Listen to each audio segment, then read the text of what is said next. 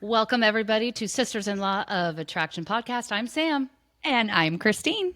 and we're so thrilled you're with us today. We're super excited to introduce a guest today. He's an incredible young man. His name is Brian Hanna. But before we bring him in, I want to sort of nest this conversation with the concept that Michael Easter, who wrote Comfort Crisis, this whole idea that our ancestors sought comfort for survival, right? Hunger and the weather and safety and all of that. And in today's modern conveniences, us being comfortable actually is making us weaker, sicker, and actually, having more anxiety. So it's a really interesting sort of evolutionary concept. So with that, I'm super excited to introduce Brian Hanna. So welcome, Brian. Hi, Samantha, Brian. Christine, yeah, pleasure is mine. Thanks for having me on the show. Well, we're so Thanks thrilled for you're being here, here. and so Brian actually wanted to break free of this comfort and he set out on a journey to challenge himself both mentally and physically. In fact, well, actually, Brian is a professional in college athletic development. He's currently finishing up his MBA, and he's an incredibly strong young man mentally, physically, spiritually. But he wasn't perhaps always that way. And one day, Brian decided he was just going to start running. And so far, he has done 6 marathons, 2 ultra marathons, and countless half marathons. So welcome, Brian. So I think, Brian, perhaps for our listeners, maybe you could let us know what is the difference between a marathon and an ultra marathon. Yeah, that's a great question. So technically, the ultra marathon is any race longer than a marathon, which is 26.2 miles.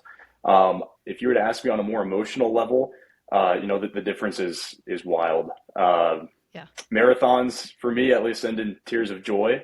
Ultra marathons end in a whole different type of tears where you're conquering pain and grit and just sheer willpower, where every step forward seems like a small little victory in and of Yeah. itself. But yeah, it's not just about running longer; it's running deeper. You go some places that you've never been before when you pass that 26.2 mile marker. And Incredible. I like to think of the marathon's kind of just the party. The ultra marathon is the after party where more of the crazy and stubborn people stick around. So Well, so admittedly, I have only done a half marathon. I did that when I turned 40. And Christine has done a marathon. And so we know just a very, very small, we can't even remotely, understand it. But Yeah, talk to people us, called Brian, a me little bit crazy for a about, full your marathon. journey. I can only imagine an ultra. Right? it sucked. It's just, yeah, yeah, you, like Brian said, you have to go somewhere totally different in Oh, your yeah. mind, right? Oh, It's not yes. even about your body at that point. And I love that you So said it sucked. And then I did it again. Right? yeah, yeah. Absolutely. So Brian, talk to us about your journey. Like, why did you decide to start on this running journey? Yeah, I mean, if I had to pinpoint it, I'd say the spark came from watching my older brother, Kevin. I was in middle school when he ran his first half marathon, and I remember thinking, why would someone want to do that to themselves? But then I saw his transformation. It wasn't just physically, but just mentally. He kept pushing the needle. He ran his first half marathon and then did it again, then ran a marathon, and then the Leadville 50-mile ultra marathon out in Leadville, Colorado. And that race was incredibly emotional. He overcame a lot to get there, Yeah, just to the starting line of that. And when I saw him cross that, I think something kind of shifted in me where I thought, if Kevin can do that, I think I can too. So, yeah, I just started dabbling with running, kind of toward the end of high school for me. It was mostly as just an excuse to eat a little bit more. I was a big dessert guy, so yeah. If I'm being honest, I wasn't really a committed runner. I was more of a passive runner, and didn't really understand the why behind the miles that I was logging. And when college hit, drifted away from it, and by the time I was a sophomore, I was 19, and just kind of tired of feeling low energy and just stuck. So just kind of started to educate myself a little bit more about nutrition, training, just the right mindset to have. sure. Um, and dropped a little bit of weight towards the end of my sophomore year, and then COVID hit, Yeah. and the world slowed down quite a bit. So I decided that was going to be my time to try and speed up. It was an interruption that I saw as an incredible opportunity for me to just ask myself, what am I made of? Yeah. Everyone in the world has this time on their hands, and what kind of person do I want to be on the other side of all this? I'm going to use Yeah. this global interruption as an opportunity. So, It's yeah, definitely better than what I did. I sat in the corner, I was pissed at everyone. So oh yeah, there's oh that. yeah. There was a lot of that too. There was a lot of that too. So talk to me. I mean, obviously, running, it's physical initially, but how do you train your mind, and particularly, when you're doing these ultras, like you said, you got to go to places, that are totally new. Talk to me a little bit about training the mind and perhaps where spirituality comes in. Yeah, absolutely. Um, you know, I started listening to a podcast over COVID. It was the Nick Bare podcast. He's one of the most respected hybrid athletes in the health and wellness space. But he has kind of coined this phrase: "It's better to be consistently good than occasionally great." And you know, I just kind of started to shift my mindset from what motivates me to I'm just going to be a disciplined person, Yeah, and show up for myself immediately. every day. So that was kind of my turning point for me. Not really just one moment, but just a series that stacked up for me. And Sure. I'm gonna show up for myself every single day. So yeah, and then kind of where spirituality plays into it. You know what, my body is just a vessel for myself to uh, honor God. Yeah. I want to honor the body that God gave me, and continue to push myself past points of comfort, Sure. and just continue to push the needle, and see what I can accomplish. And that's where the comfort crisis comes in. So Brian and I have connected on a lot of different things, but when I found out that he was reading The Comfort Crisis, I kind of dug into it a little bit myself. And so talk to me a little bit, or talk to us about, what was your biggest takeaway with The Comfort Crisis, and what did you discover, or what did it kind of spur in you? Yeah, yeah. There were a lot of takeaways from that one. The biggest one is just continue to do hard things. I think in our society right now, we are almost programmed to never have to leave the house. We have entertainment at our fingertips. We have food and groceries delivered to us.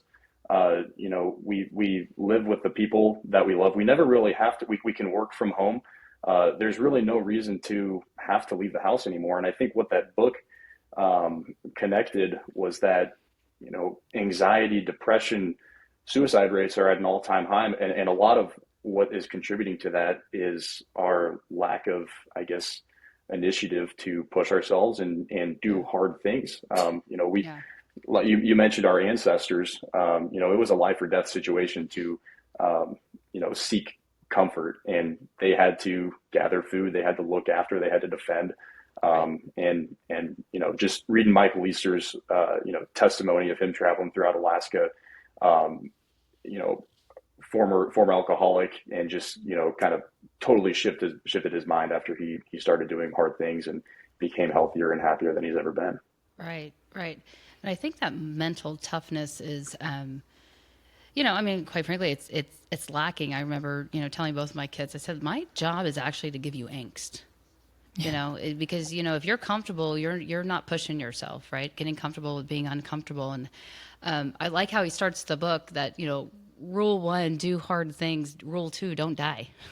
Exactly. And it's just it's about pushing yourself. And Christine and I have talked about this before, in her journey, and we called it kind of her awakening.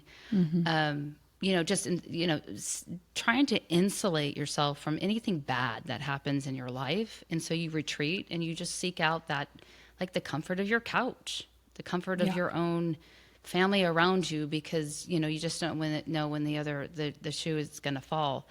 Um, and I think again, Easter makes the point that being comfortable makes us weaker, sicker, and more anxious. And I think perhaps when you're in a state of comfort, you don't really you missed out on life's purpose. You're like, what am I here to do? I'm here to do something. And like you said, Brian, life is so comfortable now that we really don't have to do anything.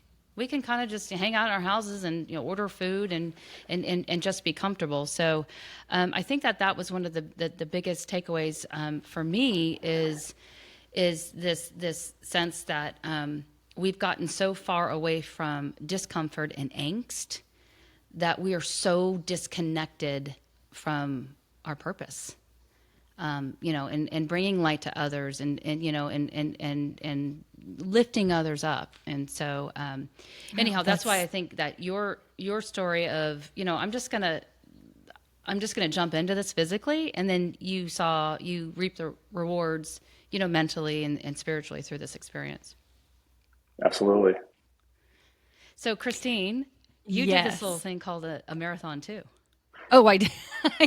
I did. Although I was going to say something that I was thinking about when you were just talking, Sam, is that going back to how everything is so easy, we don't have to leave our homes. That also means that we aren't out there helping our community or building. What's with the thumbs down? We're not out there building our community. People aren't making themselves uncomfortable and then needing other people's help to where people who are the helpers can step in and go help. There's just a whole piece that kind of starts to become missing, if that makes sense. Yeah, if we're not leaving our homes, then we're not seeing our neighbors, we're not seeing the grocery store clerk, we're not whoever it is. Right. And then you're not able to have those exchanges of energy in terms of being the helper or needing assistance for something small or big. Right. Right. And so being able to help people through their discomfort is also being taken away. And I think as a helper myself, that's also hard, right? Like, we don't want to get to the point where we don't need each other. Right. That's sad. Well, and it's all about that human connection, that we're all, not only are we connected to something larger than ourselves, but we're all connected, right? And so that we live a life of comfort and, disconnection, from each other, and that we are, to your point, Christine, we are meant to exchange energy, right? And to bring light to each other and lift each other up. That's what this is all about.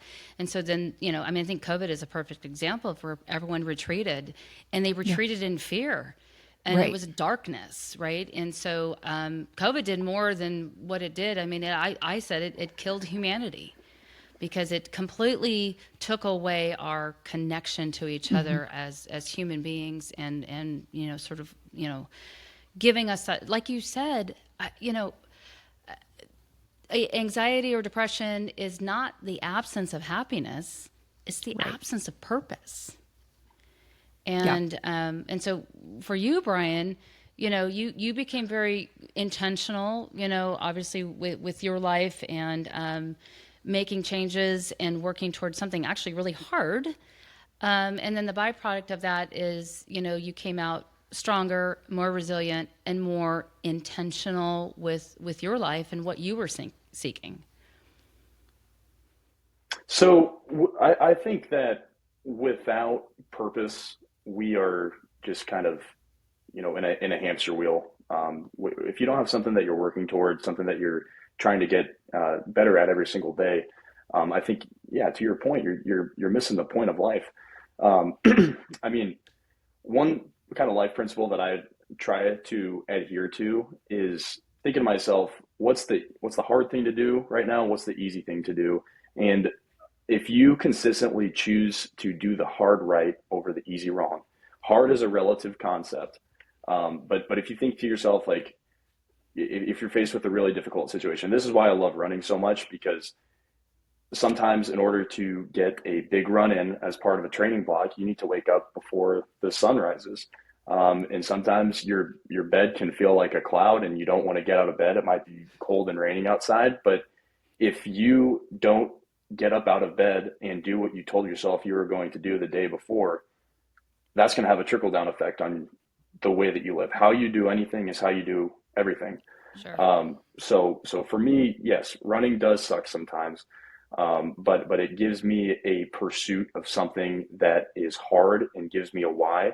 And then also to Christine's point, I feel like I'm able to be, a bit of a role model, not just for Yep. my friends and family, but also a community. It gives me something to talk about, and it's not the most relatable thing. People always ask like, why do you do this? Like, why do you always torture yourself in these long runs? And on the other side of a lot of hard things is beauty and growth. So Yeah. There's no feeling like crossing that finish line.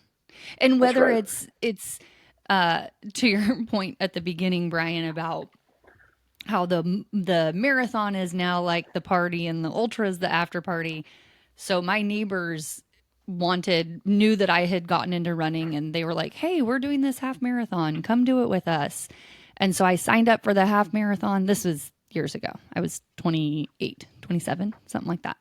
And it's like I signed up for the half, and a couple weeks later I'm like, "Why am I doing the half? If I'm going to do it, I'm going to do it." And so going from running in my garage on a treadmill a couple miles a day to now having a training plan, right? And it's like everybody was, to your point, why would you do this? Why are you like, you weren't a runner until recently. Why would you now? Well, because here's the thing. If I can run a half marathon, which seems completely crazy at the time, then why can't I do a full marathon, which is also crazy, right? Like, so, so then you do it, and then the half marathon seems so easy, right?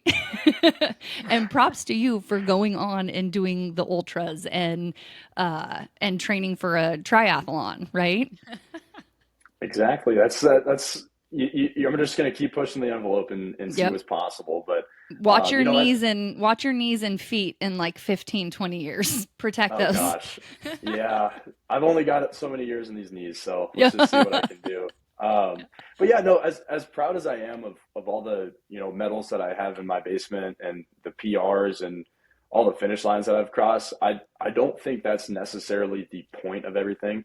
Because just because you cross a finish line doesn't mean that you're done, and then you get to be the high school quarterback that peaked back in the day and just talk about all the accolades that you've done in the past. It just means that you've proven to yourself that you can endure a process and cross the finish line, and then what are you doing now to continue to better yourself and be a role model, set yourself up for being a good friend, a good family member, a good father down the road. And then yeah, eventually you'll come up stronger, not just physically, mentally, but emotionally and spiritually. And that's kind of the point of pushing past the point of comfort and just seeing what all you're capable of doing.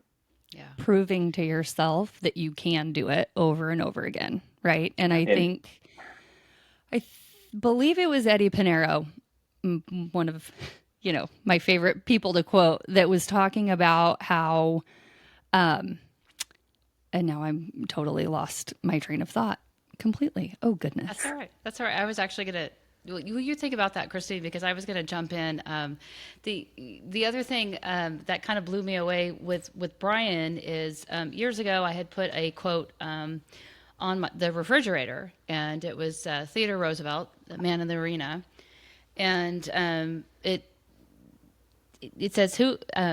Well, I'm just going to start at the top because I think it's just so powerful. And anyhow, the man in the arena is actually framed and hung on Brian's wall in his home, and I couldn't believe it when I saw it. And so anyhow, so the quote is this: the credit belongs to the man who is actually in the arena, whose face is marred by dust and sweat and blood, who strives valiantly, who errs, who comes short again and again, because there is no effort without error and shortcoming. Who at the best knows in the end the triumph of high achievement, and who at the worst, if he fails, at least he fails while daring greatly, so that his place shall never be with those cold and timid souls who know neither victory nor defeat. The cold and timid souls. The whole point is get into the arena, folks, right? Get Try. out there, push yourself, challenge yourself, and you're going to grow in ways that you never knew you would. And I think, Brian, you're a perfect example. Um, I met Brian through my daughter. I think he's an amazing young man, and obviously, an inspiration, can be an inspiration and is an inspiration to a lot of people. So, Brian, I'm so thrilled that you came and joined. Like it's like this happened like 2 seconds, right? I mean, this time goes way too fast, but. We appreciate you coming and sharing your journey and your message of, just showing up, your best self, for others and living, living the life that you were meant to live. And so we're so thankful that you're here. And we've had a lot of great, like other conversations on other Yeah. topics. So I would imagine, Brian, that we will be inviting you back. Well, I can't wait for it. This has been an absolute pleasure, and anytime I can just share any experiences with like-minded individuals and have an opportunity to help people, I'm all for it. So thanks again for having me on. Well said. Thank you, Thank you so much. Brian. Okay, well, that's it for us for right now. This is Sisters-in-Law of Attraction. I'm Sam. And I'm Christine. Thanks for joining. Bye. Oops.